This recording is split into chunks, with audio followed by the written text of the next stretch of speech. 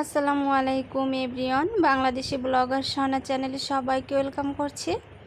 আশা করছি সবাই ভালো আছেন। আলহামদুলিল্লাহ আমরাও ভালো আছি। তো আরেকটি নতুন ব্লগ নিয়ে চলে এসেছি আপনাদের মাঝে। আশা করছি আমার ভিডিওটি আপনাদের কাছে ভালো লাগবে। আমার ভিডিওটিতে একটি লাইক করে দিবেন, আমার চ্যানেলটি সাবস্ক্রাইব করে আমার পাশেই থাকবেন। তো আজকে ভিডিওটি আমি সকাল থেকে শুরু করেছি, সকাল থেকে দুপুর পর্যন্ত আর কি। তো আমি সকালে উঠে বেডটা ভালো মতন ঝেড়ে নিচ্ছি। তো বাইরে কিন্তু আজকে প্রচুর রোদ উঠেছে, মানে দেখা যায় কি সকালের দিকে যদি রোদ ওঠে বিকালে আবার বৃষ্টি হয়।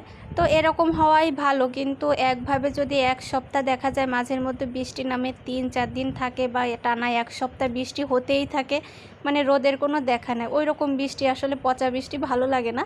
তো এই বৃষ্টিটা আসলে ভালোই লাগে। সকালের দিকে রোদ উঠলে দেখা যায় যে জামা কাপড় একটু শুকায় যায় বা জামা কাপড় একটু ধুয়ে দেওয়া যায়। তো আমি বাইরে অনেক জামা কাপড় মেলে দিয়েছি, এরপর হচ্ছে ঘরের কাজগুলো করতে এসেছি। এখন হচ্ছে এই যে আমার পাশে একটা টি টেবিল আছে, এই যে বিছানা ঝেড়েছি আর সমস্ত ধুলোগুলো এর উপরে এসে পড়েছে। তো এগুলো একটু ক্লিন করে নেব। আমি কাজ করতেছি আর আমার বাবু দেখেন একদম আমার পিছনেই আছে, মানে আমার সঙ্গে সঙ্গেই। একটা কাজ করতে গেলে বাবুর সঙ্গে আমার মানে হাজারটা কথা বলতে হয় আর হাজারটা মানে ওর সাথে আর কি খেলাধুলা করতে হয়। ও একটা একটা জিনিস নিয়ে আসবে, আমাকে দেখাবে আর ওইটা নিয়ে মানে আমার সঙ্গে আর কি খেলা করতে চাইবে। তো ওকেও মাঝে মাঝে কিন্তু আবার আমাকে টাইম দিতে হয় আর আবার কাজও করতে হয়। তো আসলে ছোট বাচ্চা নিয়ে একা মানুষ এক হাতে অনেক কাজ করা আসলে কষ্ট হয়ে যায়। শহরের বাসা তো অনেক কাজও থাকে না, সব কিছু ঘরের মধ্যে, বাইরের কোনো কাজ নেই, অনেক কাজও থাকে না, আবার কিন্তু কম কাজও থাকে না। সকাল থেকে একদম সেই দুপুর পর্যন্ত তো একটানা কাজ করতেই থাকে। আর তারপরে তো টুকিটাকি দুপুরে একটু ঘুমানোর পর থেকে ওঠার পর থেকে রাত পর্যন্ত কিন্তু টুকিটাকি অনেক কাজই থাকে, ওগুলো আসলে হিসাব করে বলা যায় না মহিলাদের কাজ কখনো। আর এখন ওই যে এই যে সমস্ত ফার্নিচারগুলো একটু মুছে নিচ্ছি। এই যে তাতেও আমার বাবু এই যে চলে এসেছিলো এখানে, তো বাবু খালি গায়ে ছিল, এর জন্য আমি আর মানে ভিডিওতে দেখাইনি। প্রত্যেক দিন যে এত ধুলাবালি কোন জায়গা থেকে আসে আমি বুঝি না, মানে রোজ ক্লিন করি তারপরও। আর এখন হচ্ছে এই যে আলনাটা একটু গুছিয়ে নেব। আলনাটা আজকে এমনিতেই একটু মোটামুটি গুছানো ছিল, তারপরও আরেকটু ঠিকঠাক করে রাখলাম। এগুলো দিনের মধ্যে একবার যদি করা না হয় তাহলে কিন্তু আসলে মানে অনেক বেশি অগোছালো হয়ে যায়। আমি তো একবার না, মানে যে কয়বার জামা কাপড় এখান থেকে অগোছালো হয় আমি ততবারই কিন্তু গুছাতে থাকি, হাঁটি চলি আর মানে কাজ করতে থাকি, গুছাতে থাকি। এইভাবেই চলছে আমার দিন আর কি। এরপর হচ্ছে আমার এখনও রান্নাবান্না বাকি আছে, রান্নাবান্না করতে হবে, ঘর ঝাড়ু দিতে হবে, এখনও অনেক কাজ বাকি। তো সব কিছু আর শেয়ার করছি না আপনাদের সাথে, একদম রান্নাবান্নাতে চলে এসেছি। কুমড়োর বড়ি দিয়ে হচ্ছে গিয়ে আজকে আলু দিয়ে কি মাছ বলে সম্ভবত, মানে অনেকে অনেকভাবে বলে থাকে, কেউ বলে শিং মাছ, কেউ বলে জিয়াল মাছ, তো আমরা শিং মাছ বলে থাকি। এই যে শিং মাছ দিয়ে তারপর আলু দিয়ে কুমড়োর বড়ি দিয়ে একটু মাখা মাখা ঝোল করব আর কি। এই শিং মাছগুলো অনেক ছোট ছোট ছিল, কারণ এগুলো দেশি শিং মাছ হয়তো এই জন্য। আর চাষের যেগুলো হয় আমাদের শিং মাছ বেশি খাওয়া হয়, তো চাষেরগুলো অনেক বেশি বড় বড় হয়, এগুলো একদম ছোট ছোট ছিল।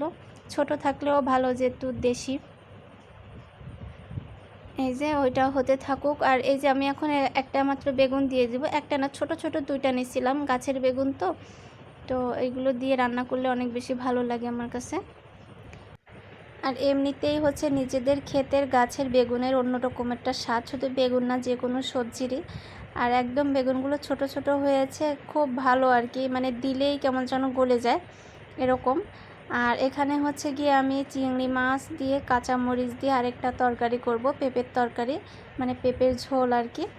চিংড়ি মাছ দিয়ে পেঁপে তরকারি রান্না করলে অনেক ভালো লাগে। তো এখানে আমি 2 রকমেরই মরিচ দিয়েছি, শুকনো মানে একটু গুঁড়ো মরিচও দিয়েছি আর হচ্ছে কাঁচা মরিচও দিয়েছি।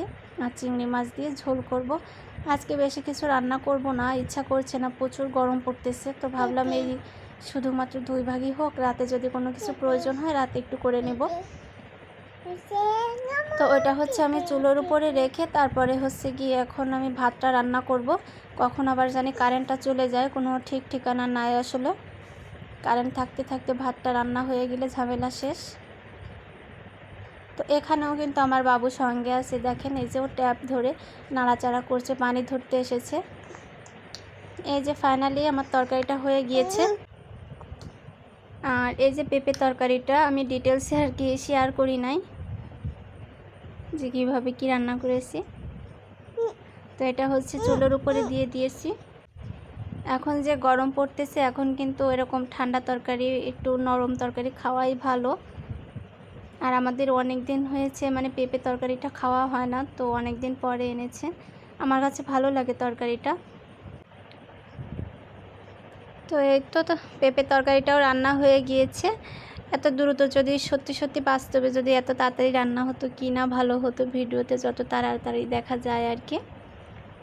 এই যে তরকারিটা হয়ে গিয়েছে। আমি এতটুকুই ঝোল রাখবো, খুব বেশি ঝোল রাখিনি, আবার খুব একদম কমও না, এতটুকুই ভালো লাগে আমার কাছে।